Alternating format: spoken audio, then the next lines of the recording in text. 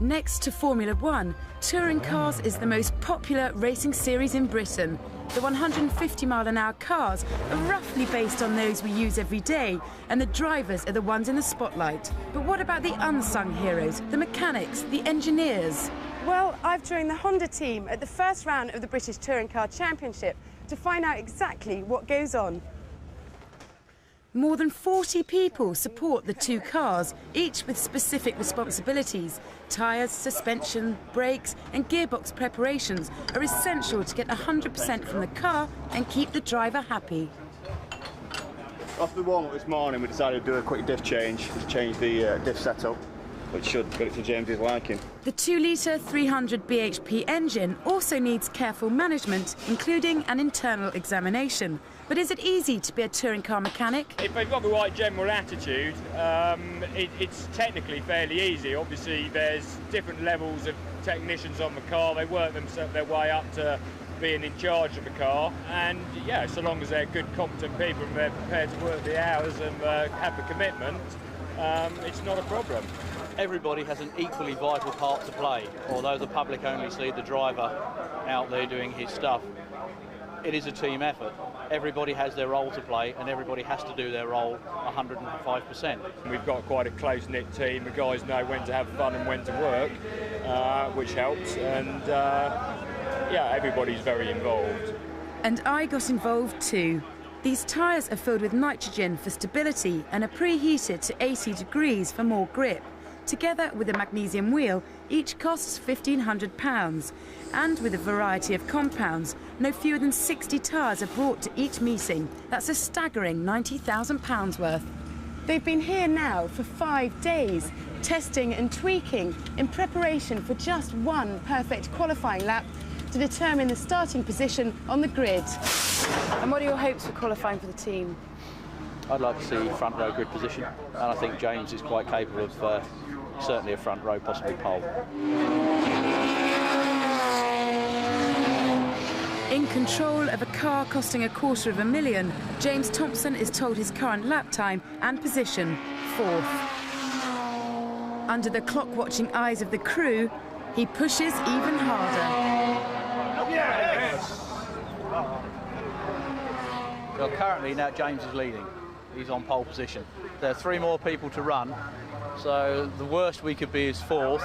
The best we could be is on pole. So fingers crossed, and let's hope some of the others go slower. The Volvo doesn't, so Thompson starts 2nd with teammate Peter Cox 5th for the first race at Thruxton. The car's a bit of a handful around here. It's the fastest circuit in the country and one of the quickest in Europe, so the car's moving around a lot. But no, I made a pretty good lap. What are you up to under there? We're just checking the underneath of the car. James had a bit of a moment at the chicane, I think. He's just gone across the curbs. We're just checking for damage. While the boys plan pre-race team tactics, the girls arrange the important stuff: hospitality for the day's sponsors and guests. Back in the pits, some are still hard at work. Others take time out to catch up with another race, Formula One. Back to business, and the brakes are bled. The driving seat is 1.5 feet behind its position in a road-going Accord and sits as low to the floor as possible for better stability. While I get to grips with just one task, the team finishes a zillion others. The budget for the season is £5 million.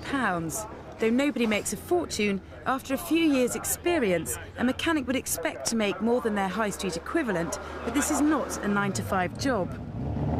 Today is the first real test for 6 months. More than 25,000 people bask in the Easter sunshine to watch Thompson make a killer start to head the field. Hopes are up.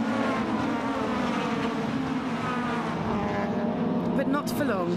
He's outrun by a Volvo, and Jason Plato's Renault squeezes the Honda into 3rd. We're still challenging for the lead. We're very closely behind, and if we're pushing, I think we're going to be OK with this one. And OK they are. A podium place for Thompson, while Volvo takes the flag. Oh, it's good. It's very pleasing. make a few improvements for the car for the second race, and I'm sure we'll be in better shape. New for 98 are pit stops, introduced to spice things up for spectators. For 3 weeks, the boys have been practicing and have managed to change the 2 wheels in under 10 seconds. All eyes will be on them. I think there's a degree of expectation, if you like, and trepidation. It's one of those things which is new to us. If it goes well, I'm sure everyone's going to be really pleased. What will happen if the weather changes? It'll be chaos. The pit lane will be very, very, very busy. I'd imagine it'd be a bit dangerous as well. So.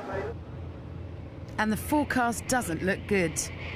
Apparently, Dave says that stuff over there is snow. It's always handy, isn't it? For the snow. Yeah, I'll get the snow tyres ready then. Thompson begins the second race in 4th place, but can he keep the front runners for the first corner?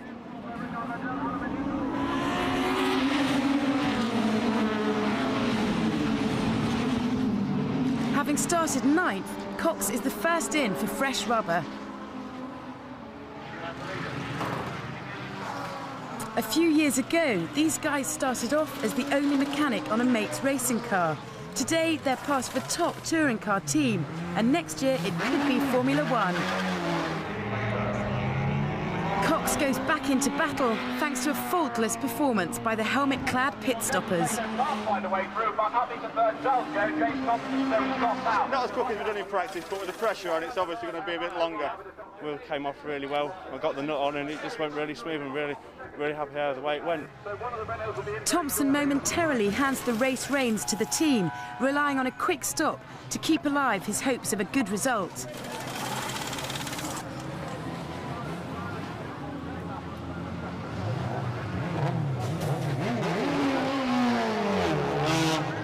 They manage it, and concerns turn towards the sky. A wet track and slicks makes it all too easy to go over the limit and smack into the tyre wall. Alan Menu takes the race for Renault, but 3rd and 7th for the Honda boys is not a bad day's work. Yeah, they did a really good job. We timed everybody's pit stops, and I think Rydell had the quickest pit stop, and we had the next 2. So the guys did a good job. Really pleased with the teamwork for the pit stops, and I think we've done very well. It was all getting rather crazy, to be honest with you. It's never seen a race where it snowed before. James has been very descriptive of the weather out and about, and I won't repeat any of it. I think we're generally fairly happy. I mean, both cars finished the races, no mechanical failures as such, which is really the aim of the technicians.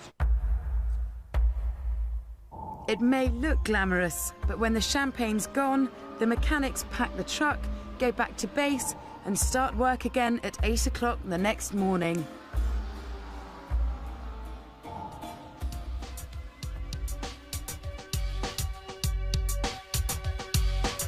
Next week, move over Nicole, because Jeremy is testing the new Renault Clio. 50 years of a chunky motoring legend? No, not Tony Mason, the Land Rover. And unlicensed to kill. Michelle Newman on the hidden menace of unlicensed drivers. I want to kiss you.